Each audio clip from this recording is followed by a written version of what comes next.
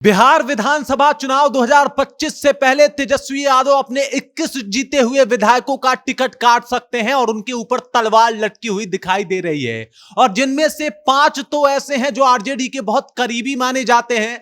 कुछ इसमें से ऐसे हैं जो तेजस्वी यादव की सरकार में मंत्री पद भी संभाले थे और इनमें से एक तो ऐसा नाम है जो विधानसभा के अध्यक्ष भी रह चुके हैं। कौन है ये लोग जिनके ऊपर घानी घूमता हुआ नजर आ रहा है और जिनका विधानसभा चुनाव से पहले टिकट काटा जा सकता है? क्या है कारण, क्या है रीजन? इन सब बातों के ऊपर चर्चा करेंगे, लेकिन उससे पहले मेरा नाम है रजत और आप देख रहे हैं जनता जंक्शन। मैं आपको बता दूं कि बिहार विधानसभा चुनाव 2025 से पहले तेजस्वी यादव और लालू यादव ने संयोजित तौर पे मिलकर एक बड़ा फैसला लिया है जिसमें 21 विधायकों के ऊपर तलवार लटकती हुई नजर आ रही है और वजह है लोकसभा चुनाव 2024। लोकसभा चुनाव 2024 में जिन विधायकों के विधानसभा के तरफ से आरजेडी का प्रदर्शन अच्छा नहीं रहा, उन विधायकों के ऊपर गाज गिरती हुई नजर आ रही है। और इन विधायकों में जो मैं आपको सूची बता रहा हूं वो बहुत नामची लोग हैं और आरजेडी से उनका खासा रिश्ता भी बताया जाता था कि ये लालू यादव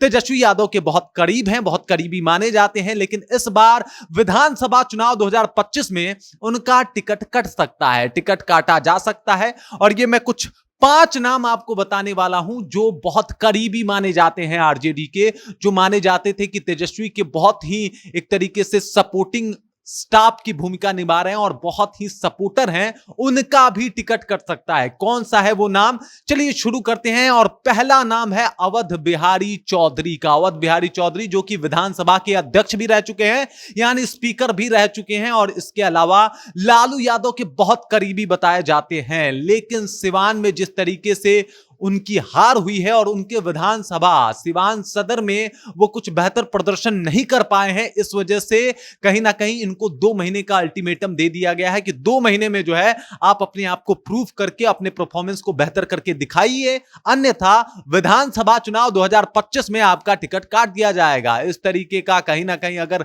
खबर सामने आ रहा है। तेजस्वी यादव एक्टिव मोड में है और तेजस्वी यादव सबसे पहले तो इन लोगों को 2-2 महीने का अल्टीमेटम दे दिए हैं कि भाई 2 महीने में आप अपना परफॉर्मेंस सुधार लीजिए वरना आपका टिकट काट दिया जाएगा।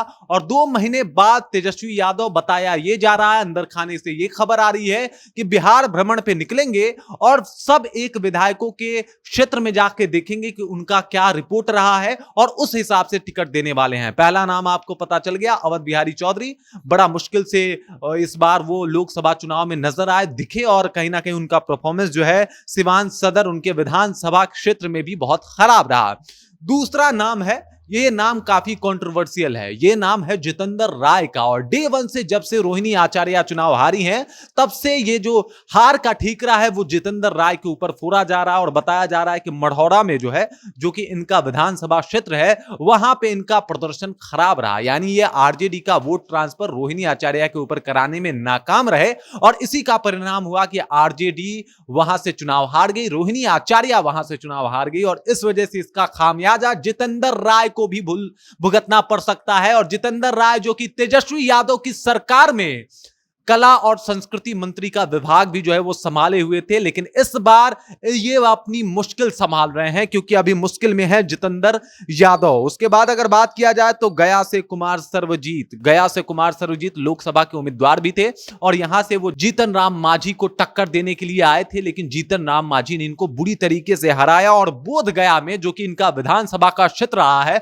वहां पे भी इनका प्रदर्शन जो है वो बहुत खराब रहा और इस वजह से तेजस्वी यादव जो है इनको भी वो 2 महीने वाला अल्टीमेटम दे दिए हैं। लालू प्रसाद ने भी बता दिया है कि आप लोग अपना परफॉर्मेंस सुधारें वरना 2025 के विधानसभा चुनाव में आप लोग का टिकट जो है वो कटने वाला है। उसके बाद अगर बात किया जाए तो अगला नाम है आलोक मेहता। जी बिल्कुल, आलोक मेहता भी बड़े मंत्री रह चुके हैं लालू यादव की सरकार में, तेजस्वी यादव की सरकार में। और वहीं अगर बात किया जाए तो उजियारपुर से इन्होंने लोकसभा का चुनाव भी लड़ा था और ये अपने ही विधानसभा में कहीं ना कहीं अपने आप को साबित करने में नाकामयाब साबित हुए। यानी अपने विधानसभा से ही ये चुनाव नहीं जीते, वो अपने विधानसभा में भी चुनाव हारे और लोकसभा का चुनाव उजियारपुर से तो हार ही गए और इस वजह से कहीं ना कहीं इनके ऊपर भी घानी घूमता हुआ नजर आ रहा है और इनको भी वही अल्टीमेटम दे दिया गया है, 2 महीने में परफॉर्मेंस सुधारिए नहीं तो बाहर जाइए, टिकट काट दिया जाएगा आपका। और उसके बाद अगला नाम, ये भी बहुत बड़ा नाम है, समीर कुमार महासेठ, और ये उद्योग मंत्री रह चुके हैं तेजस्वी यादव की सरकार में, और इनका भी टिकट कट सकता है। मधुबनी के विधायक समीर कुमार महासेठ का भी टिकट काटा जा सकता है। वजह यह है कि इनके विधानसभा में आरजेडी का परफॉर्मेंस लोकसभा के चुनाव में बेहतर नहीं रहा।